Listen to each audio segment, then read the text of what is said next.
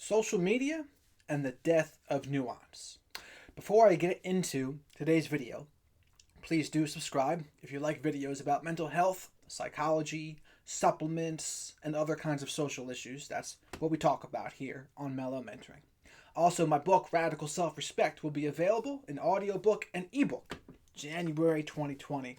Looking forward to getting that out to you all. So on to today's video. Social media and the death of nuance.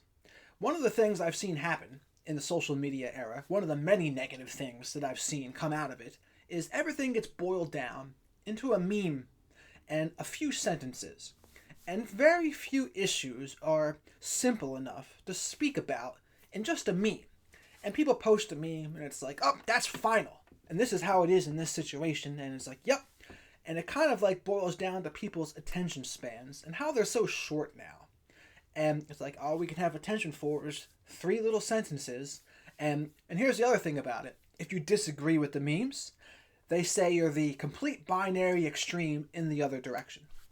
So here's an example. I saw someone very upset that Michael Vick will be forgiven or receiving some sort of Pro Bowl type reward after what he did. And they say they hate him for what he's done. And I can understand that because it's a pretty heinous thing that he did. But then the person went on to say, anyone who forgives him is just as sick and disgusting as he is. And that's where I would draw the line. Just because someone is forgiving does not make them sick and disgusting, I would say. It's more like, hey, I think forgiveness is something that we should probably strive for with everyone as long as their behaviors have changed. That's the key word. But to say they're just as sick and disgusting, I don't know, it seems to be a pretty binary extreme to me. Another example. I saw a post about 19 AfricanAmerican judges who were women appointed in Texas. And people were applauding that, not knowing anything about the candidates or who they were. And I thought to myself, I don't really care about the gender or the ethnicity or race of people. I only really care if they're good to do the job. And I thought that was kind of obvious, but I was told that I'm a bigot for saying that. It's like, no, I want to treat people as individuals. I don't care about the color of someone's skin and the gender. I only care if they're good to do the job. And so the fact that I was called that just for disagreeing, it's an example of how social media is killing nuance. It's like, if you don't agree with my bite-sized philosophy, you must be the extreme binary opposite. And it's like, guess what? There's so many shades of gray that should be brought to the forefront, right? There's so many different views right now. And I think that's the problem with the Republican-Democrat thing. They're so far apart.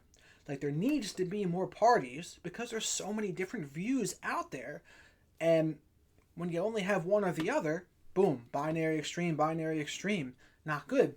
And so a lot of these other social issues or just relationship type issues, like, it's not enough to really get to the bottom and have a great understanding of what's going on. Because say a meme might be true for a certain situation, but there's usually exceptions to the rule. There's usually a case where that may not apply.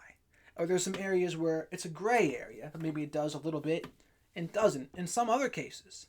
The point is, most of these issues that people are trying to talk about and boil down into a meme, it shouldn't be boiled down into a meme. Because what it really needs is a long discussion and a talk. Because there's so many different viewpoints and perspectives that come into play here that to try to boil it down into 3 sentences, TLDRs, it's not acceptable. It's not doing the subject matter it's not giving it the correct amount of time and thought. Like, it's more complicated. And the fact that all these things are boiled down into a meme now, it's doing all of these issues a disservice because it's more complicated. Rarely are things that simple. And to boil it down into a meme and say, yep, this is it, and if you disagree, you're the binary extreme of exactly what I'm talking about. It's like, no. That's emotional immaturity is what that is. That's not understanding that in the world, there's lots of shades of gray and nuance. And I think one of the many things that the social media era is doing wrong is killing nuance. It's the death of nuance. And it's like, kind of like how narcissistic and borderline folks lack object consciency. They see you as all black or all white. I think collectively as a society right now, we're suffering pretty similarly to that. There's a lot of people who can't see the gray. They're all in the black or they're all in the white. So it's like the social media is collectively making a lot of people like borderline or narcissistic. And that's for many other reasons too, but it's what I see. So that's my thoughts. I think that most issues are too complicated to just boil down straight to a meme.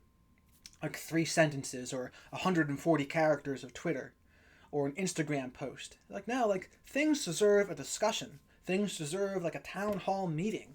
And trying to boil an extremely complicated issue down into a few sentences is a disservice. It's an injustice to the issue at hand.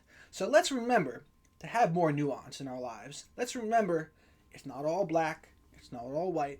There are some shades of gray, and there are usually exceptions to every rule. And just because someone disagrees with us does not make them the binary extreme opposite of what we're talking about. These are things I think that it would be good to remember. So, hey, that's what I have for you today. Please comment below whether you agree with me, disagree with me, or any other thoughts you may have about my take on how social media is the death of nuance. Thank you, and until next time, over and out.